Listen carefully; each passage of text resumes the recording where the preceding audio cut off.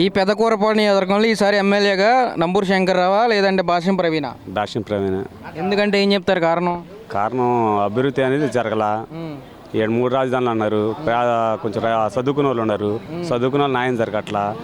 Voluntary అన్నారు, వాలంటరీలో వచ్చాకేనో 5 ఏళ్ళు job అన్నారు. 5 ఏళ్ళు పెంచుతారనుకుంటే 10 ఏళ్ళు అవుద్ది అనుకుంటే పెంచలా. పాపం ఈ చంద్రబాబు వచ్చినాక 10 ఏళ్ళు చేస్తారు, పెంచి 4 వేలు అవుతుంది.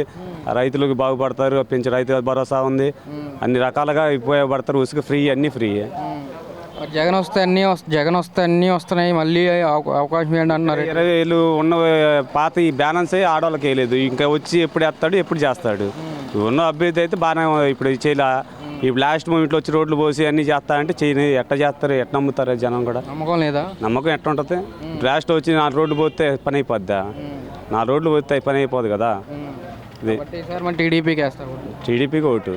మరి ఇక్కడ భాష్యం ప్రవీణ్ ఎంత